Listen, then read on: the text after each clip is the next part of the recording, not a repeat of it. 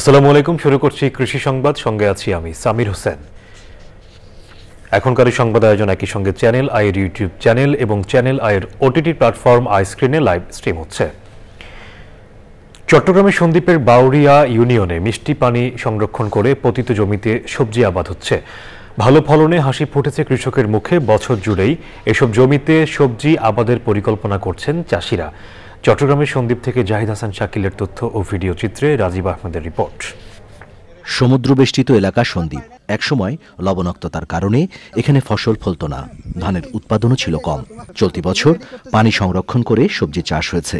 ফুলকপি, বাঁধাকপি, লাউ, শসা, টমেটো সহ নানা রকমের সবজিতে ভরে উঠেছে বিস্তীর্ণ জমি। কমপ্লিট ইন্টারমিডিয়েটের পর ভালো চাকরি বাকরি তো এমনিতেই নাই, আর এই পড়াশোনা দিয়ে তো পাওয়া যায় না। তাই আমার বড় ভাই অনেক বছর ধরে সবজি করতেছে। বড় ভাইয়ের সাথে এবার আমি অ্যাড হলাম, আমি নিজে কিছু করলাম। এখানে তো প্রচুর পরিমাণে চাষ হতো না আগে, বর্তমানে হওয়ার কারণে মানুষ প্রায় সস্তা দামে অল্প দামে পাচ্ছে। সার হাবা জানা ঠিক মতো, সারের টোটালি শর্ট, সার লাগে খেত গুরুন জানা, হানি শর্ট, হানি হাবা জানা, হানি উইসি লই গেছিল মানছি। ভালো লাগলে মানে ওদের ন্যায্য মূল্য পয়সা দেয়, আমাদের প্রাপ্যটা আমরা পাইতেছি দেখুন। তার কারণ হচ্ছে আমরা এখানে পারা আবার করাটাই মানে ঝুঁকি হয়ে গেছে। সেচ সুবিধার্থে খাল পুনর্খননের দাবি কৃষকদের। আশ্বাসও মিলেছে কৃষি অফিস থেকে। লেবার সমস্যা, এখানে লেবারের দাম অনেক বেশি। আর একটা সমস্যা হচ্ছে এখানে পানির সংকট। আমাদের এখানে কৃষকদের সেচ, আপনি পাশেই দেখতে পারবেন যে নালাগুলো আছে, নালাগুলো অলরেডি শুকিয়ে গেছে, এখানে সেচের পানি নাই। এখন আমরা সংশ্লিষ্ট কর্তৃপক্ষ বিভিন্ন জায়গায় জানানোর চেষ্টা করছি, সেচের পানি যদি ব্যবস্থা করা যায় এখানে, তাহলে সন্দ্বীপের যে কৃষির যে অপার সম্ভাবনা, সে দ্বারটা আরও উন্মোচিত হবে। সন্দ্বীপ উপজেলায় এবার 11,000 হেক্টর জমিতে সবজির আবাদ হয়েছে। Rajib Ahmed, channel I. পটুয়াখালীতে সমন্বিত কৃষি খামার করে সফল হয়েছেন কৃষক গিয়াস আহমেদ। একই জমিতে বছর জুড়ে বিভিন্ন সবজির পাশাপাশি মাছ উৎপাদন করছেন তিনি। পুষ্টি ও আমিষের চাহিদা পূরণে সহায়ক তার এই খামার এলাকায় সাড়া ফেলেছে। পটুয়াখালী থেকে এনায়েতুর রহমানের রিপোর্ট। জেলার দশমিনা উপজেলার বাঁশবাড়িয়া গ্রামের কৃষক গিয়াস আহমেদ ধানের ভালো ফলন না পাওয়ায় স্থানীয় কৃষি বিভাগের পরামর্শে নিজের 50 শতক জমিতে প্রদর্শনী সবজি খামার করে সফলতা পান। এতে উৎসাহিত হয়ে জমির পরিধি বাড়িয়ে বহুমুখী কৃষি খামার গড়ে তোলেন তিনি। কৃষি বিভাগের মাধ্যমে, প্রকল্পের মাধ্যমে আমি 50 শতক জায়গা নিয়ে এই সবজি চাষ করছি। এলাকায় অপরিচালিত শস্য বৈচিত্র্য ও জমিতে নতুন ফসল বিন্যাসের কলাকৌশল দেখতে আসছেন অনেকেই। কৃষি অফিস দেয়া অনুদান পাইলাম, মানে হেরা আঙ্গুর একটু সহযোগিতা করলো, করার পরে বাট্টু আমরা বাড়াইতে আমাকে 3 একর জমি নিয়েছে। উপজেলা কৃষি অফিস তাদের বিভিন্ন সহযোগিতা করছে। আমরাও যারা আছি বিভিন্ন সময় এই ক্ষেত খামার দেখতে আসি, আমাদের কাছে ভালো লাগে। ফসল উৎপাদন বাড়িয়ে কৃষকদের লাভবান করতে পরামর্শ, প্রশিক্ষণ ও প্রদর্শনী খামারের কৃষি উপকরণ দিচ্ছে স্থানীয় কৃষি বিভাগ। আমাদের কৃষি বিভাগের যে মাঠ পর্যায়ে কর্মকর্তারা যারা আছে, উপসহকারীরা আছে, তারা নিয়মিত ওনাকে বিভিন্ন পরামর্শ দিয়ে যাচ্ছে। আমরা বিভিন্ন প্রশিক্ষণের মাধ্যমে ওনাকে প্রশিক্ষিত করার চেষ্টা করছি এবং সর্বক্ষণিক যোগাযোগ রাখছি। কৃষি বিভাগের পরামর্শে শস্য বহুমুখীকরণের নতুন এই প্রযুক্তি অনুসরণ করে কৃষক সরজান পদ্ধতিতে একদিকে যেমন মাচায় সবজি চাষ, অপরদিকে জলাভূমিতে মাছ চাষ করে লাভবান হচ্ছেন।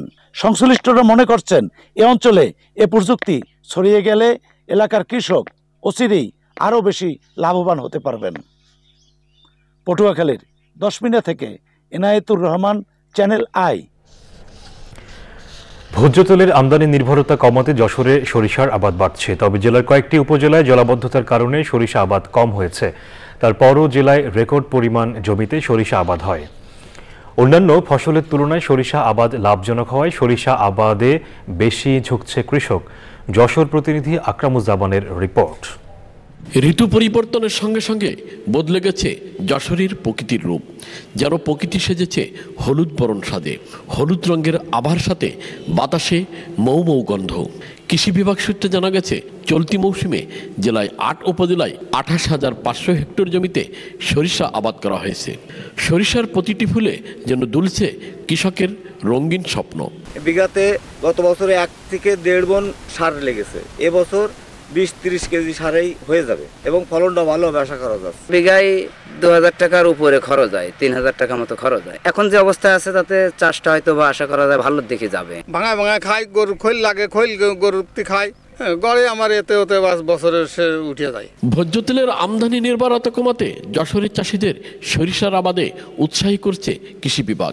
বিশেষ করে আমন ধান ওঠার পর ও বোরো আবাদের আগে 3 মাসের জন্য বাড়তি একটি ফসল হিসেবে বাড়ি 9 ও 14 সরিষার চাষ করছেন কৃষক। কৃষি বিভাগের প্রণোদনার বীজ ও সার পেয়ে সাশ্রয়ী খরচে সরিষা চাষ হচ্ছে বলে জানান কৃষি কর্মকর্তা। ধান থাকা অবস্থায় বিনা চাষে সরিষা চাষ করার পরামর্শ দিয়েছি। সরিষাতে সুন্দর ফুল এসেছে, মৌমাছি মধু সংগ্রহ করতেছে। আমরা আশা করি আমাদের যে লক্ষ্যমাত্রা পূরণ হবে এবং কৃষককে বর্তমানে তেলের যে বাজার সেটা সেখান থেকে তারা কৃষক স্বস্তি পাবে এবং আমাদের তেলের উৎপাদন বৃদ্ধি পাবে। কৃষি বিভাগ জানিয়েছে জেলায় এবছর 30,500 হেক্টর জমিতে সরিষা আবাদের লক্ষ্যমাত্রা ছিল। তবে বন্যার কারণে জেলার অভয়নগর ও কেশবপুরের নিচু এলাকায় জলাবদ্ধতা সৃষ্টি হওয়ায় সরিষা আবাদ হয়েছে 28,500 হেক্টর জমিতে।